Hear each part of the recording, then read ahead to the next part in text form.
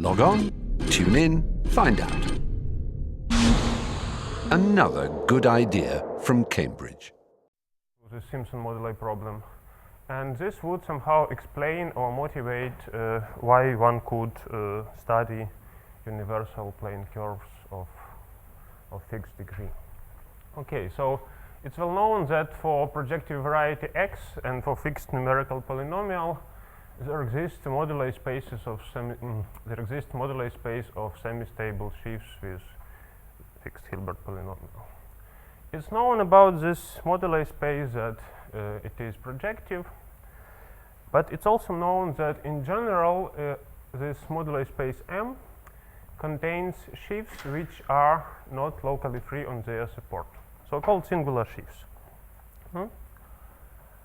And we can denote the subvariety of singular sheaves by M prime.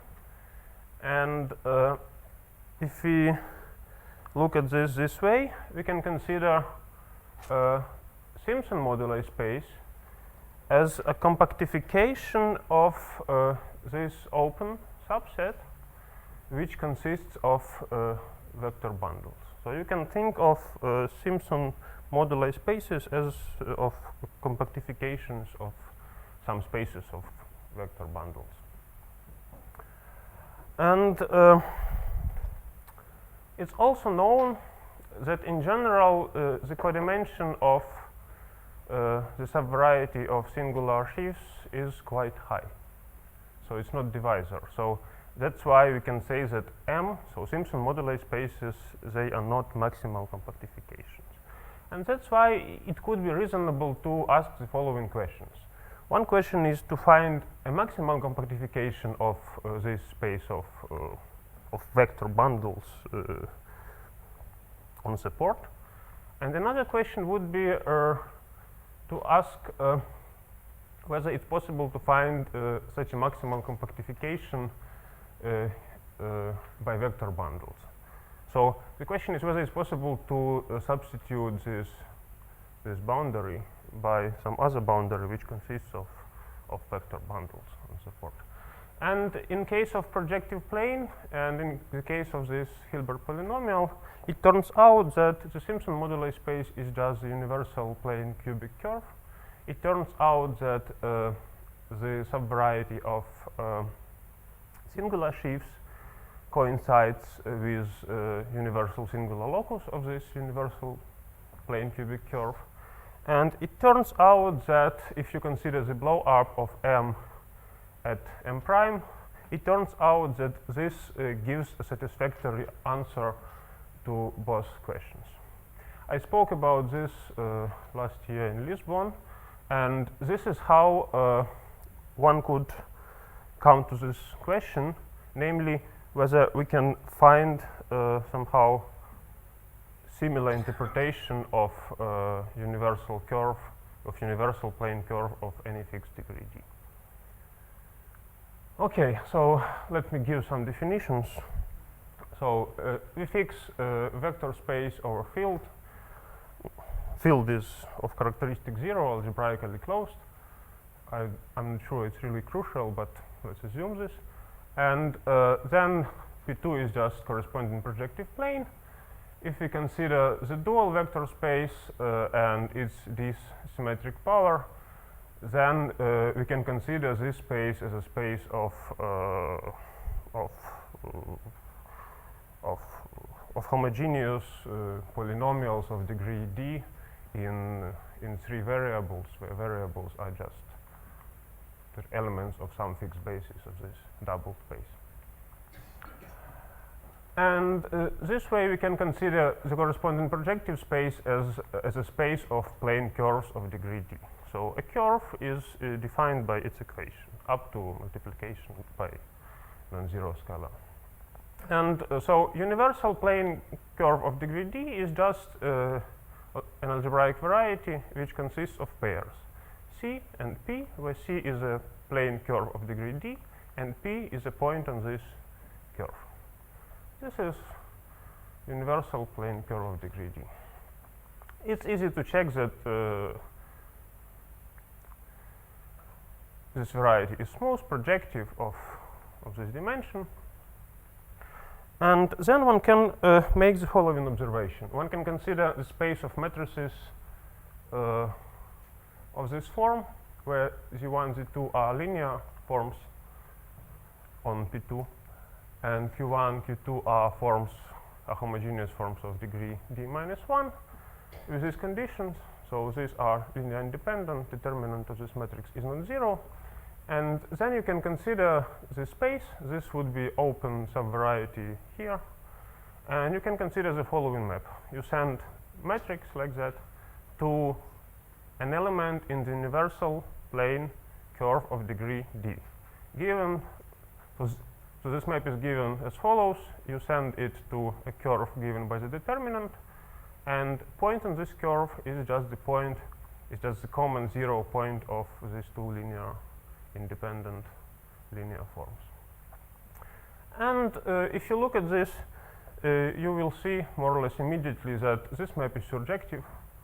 It's also clear. So if you have a curve and a point on this curve, then you can define this point as common 0 set of two linear independent forms, and then equation of your curve must be just linear combination of those two forms. So you see that this is surjective, and then it's also quite easy to see that two matrices are in the same fiber of this map, if and only if they satisfy this relation for invertible matrix here and for matrix H here of the form as follows. So lambda and mu are scalars, and Q is homogeneous of degree d minus 2. And this means nothing more but the following. We can define algebraic group GL2 times H, where H is a group of those matrices. And we can define this action of this algebraic group on X. And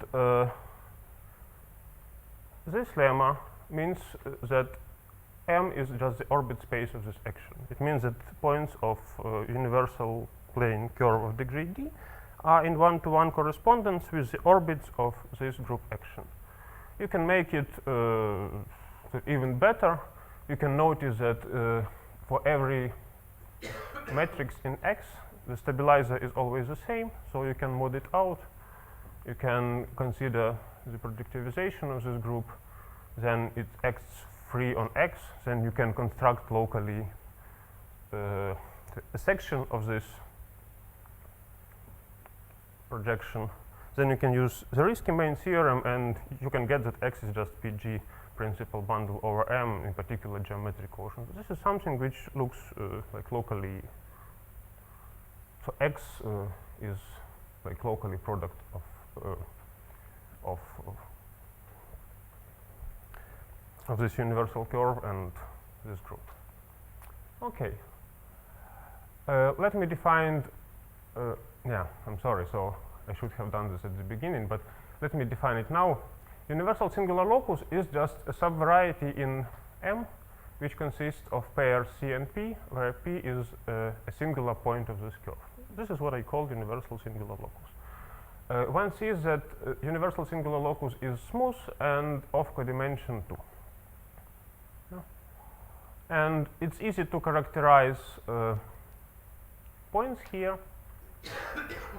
Is given like that. So it means that the corresponding parameter space of points in M prime is global complete intersection. It means that it's given by two equations in that quasi-affine variety X. It's very useful because if you have those two concrete equations, you can compute everything. You can compute tangent equations and everything. So computations would be nasty, but you can do everything. You know everything about this subvariety. Okay. And yeah. So far we know that universal plane curve of degree d may be seen as some quotient. And what does it have to do with sheaves, with coherent sheaves? You can see matrices from that X, from that parameter space, as injections of this form. And this way one can say that X is a parameter space of sheaves which possess resolution of this type. Yeah. Then one can notice that the corresponding X groups vanish, and this means that morphisms of such sheaves, they are in one-to-one correspondence with morphisms of such resolutions. So it means that if you have two sheaves with resolutions of this type, and if you have morphism between them, then it uniquely extends to a morphism of such a resolution. But what does it mean? So here we have these matrices. It means that two such matrices define isomorphic sheaves if and only if we have a commutative square here with isomorphisms here. But isomorphisms here are just GL2, so matrices from GL2, and elements here are just those elements from that group H. So it means that we get the following proposition, that points of universal plane curve of degree D are in one-to-one correspondence with isomorphism classes of sheaves given by resolutions of this type. And it's also possible to show that singular sheaves correspond to points of universal singular locus of this curve. Okay, it looks very naive, but if we are lucky and if we know somehow that all the sheaves from M, so I mean sheaves with this resolution, if all the sheaves like that, if you know that they are stable, then we can consider M as a subvariety of the corresponding Simpson moduli space. And as an example, I can present the following. For D equals 3, 4, and 5, we are lucky and we know that M consists of stable sheaves. In case of D equals 3, M is just exactly the Simpson moduli space. For D equals 4, it's a closed subvariety of codimension 2. This is what Mario told us 1 hour ago. And for D equals 5, M, it will be universal quintic. It's a closed subvariety of codimension 5 in the corresponding Simpson moduli space. So this is also what we just learned from Mario. Okay, and now I'm going to define some new objects. I want to define surfaces, reduced surfaces D, P. So for every point in plane, I will define surfaces dP, which consist of two components, d0 and d1. d0 is just blow up of plane at a point. This would be exceptional divisor. And d1 would be just p2, another projective plane, attached to this component along this exceptional divisor. So for every p in p2, I define such a surface. And then, well, these objects naturally live in p2 times p2. And since on p2 times p2 we have two twisting sheaves, each coming from twisting sheaves on first and second p2, we have two twisting sheaves on this D. And the point is that they are generators of the Picard group of the P.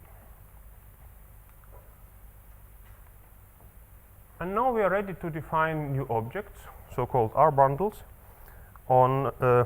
They will be sheaves on these surfaces, supported on curves. And they are defined in the following way. If we fix, I think I can draw it here. This is X, and here we have X prime. If we fix a matrix here, and if we fix a tangent vector here, then using this data, we can define a sheaf on dP, on D, given by such locally free resolution. It will turn out that this sheaf is locally free on its support if and only if this tangent vector is normal to X prime. And then we can say that our bundles are by definition just objects like here, which are locally free on their support. They will be flat limits of non-singular sheaves, and we can also compute X groups. We will be lucky and we will see that morphisms of sheaves of this type are in one-to-one correspondence with the morphisms of resolutions. Okay, let me do it more precisely. If we fix A in X prime, like here, if we fix tangent vector, then this data define one parameter family over a smooth curve. So namely, it defines as a family of sheaves from M given by this resolution. Yeah? And then we can, let me draw another picture. This is our S, this is 0. Then we can consider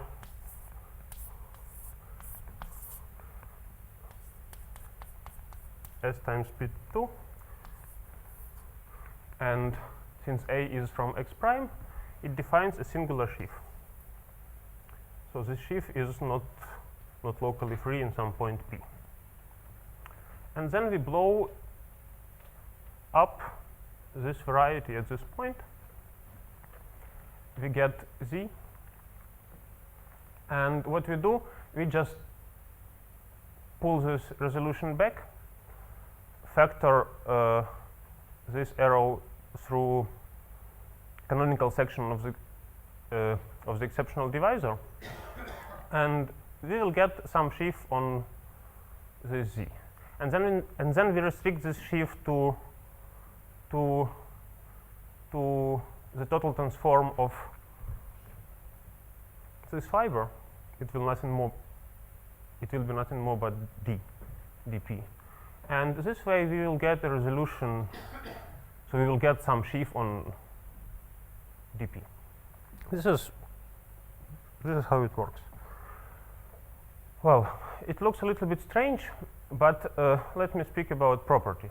So support of these sheaves consists of is a reducible curve. This curve consists of two pieces. C0 it's a curve in D0, C1 is a curve in D1, and restrictions of these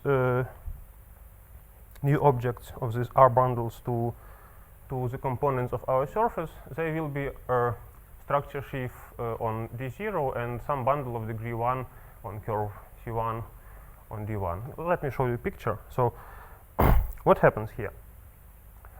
We take a sheaf which lives on a curve like that. This sheaf is singular sheaf. It's not bundle on support. And for every such object, we construct something which lives on this surface, which has support of this form. So vaguely speaking, it's something like that. But important thing here is the following, that we can define equivalence relation on the set of R bundles. We say that two R bundles are equivalent. So R bundles, these are objects. It's better right here. So R bundles is the objects living on the surfaces. So they're equivalent if there exists automorphism of this surface, which is identical here, such that one sheaf is just pulled back of another one. Yeah? And the main statement is that equivalence classes of R bundles constructed at a point in X prime are in one-to-one correspondence with points of projective normal space. And this means that we can consider the blowing up of M along M prime, so of universal plane curve of degree D along its universal singular locus. We can consider this as as a space of isomorphism classes of non-singular sheaves together with equivalence classes of R bundles. So this would somehow solves the problem this would partially solve that problem which I mentioned in the beginning. So namely, the problem of substitution of the boundary of Simpson moduli spaces by something else. And well, how to prove this? To prove this, it's not difficult, but rather ugly. If we have two R bundles, if you have two objects, then they will be defined by resolutions of, of this type. Yeah? And I have already mentioned that morphisms of sheaves of this type, they lift uniquely to the morphisms of resolutions. So if we have two equivalent objects, this would give us a commutative square like that. Yeah? And arrows here, they are matrices. They are matrices of some polynomials. So with entries, so with some polynomial entries.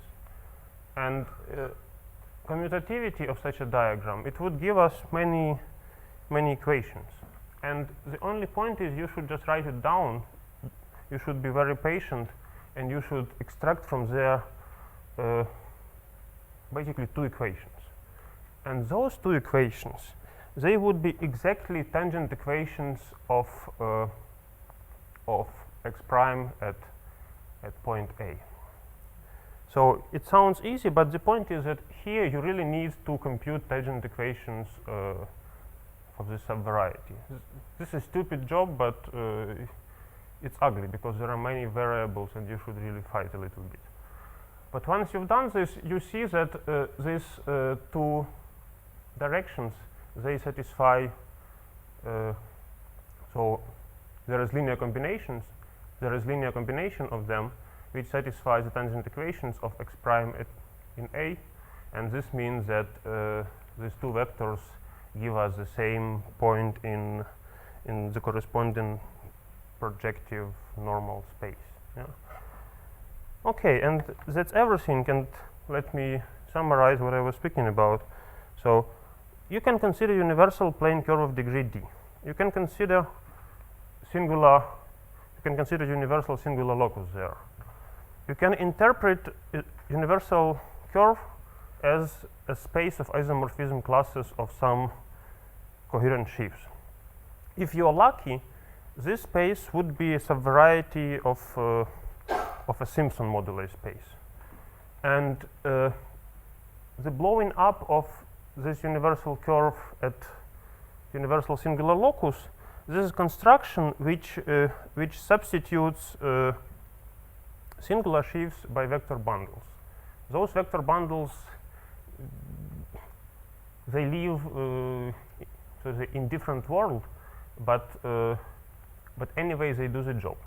At least this may be shown in case of 3m+1, so you can really make everything compatible with moduli problem. You can define new moduli problem, and so it looks rather good. And let me stop here.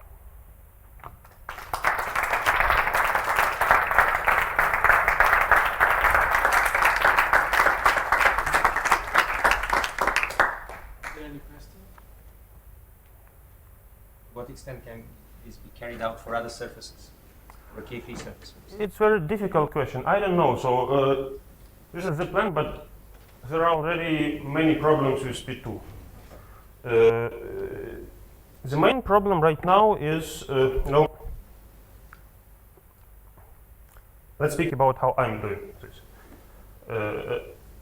The point is that you need, I need to have information about Simpson moduli spaces. Once I know what happens there, once I have description of subvariety of singular sheaves, then I can try to prove something. Yeah? If you give me some good description of this subvariety M prime in the case of K3 surfaces, we could try to prove something like that, But I don't know any general way to do this, And right now it's done for 3m plus 1. It could be done maybe for multiplicity 4, and for that I need results of Mario, but already in the case of multiplicity 4, the picture is quite weird. So look, so here this works only for small stratum in Simpson moduli space. In notations of Mario, so here we have small stratum, and I can modify this one. I still don't know how to modify the whole space here. So how to find this maximal compactification by vector bundles and whatever. So I don't know what to do in case of case resources. Of course, it's a big project, so it could be tried, but right now I'm concentrated. So here, just on projective plane, and I have enough problems right here. You know. Any other question? But if not, we thank Oleksandr again.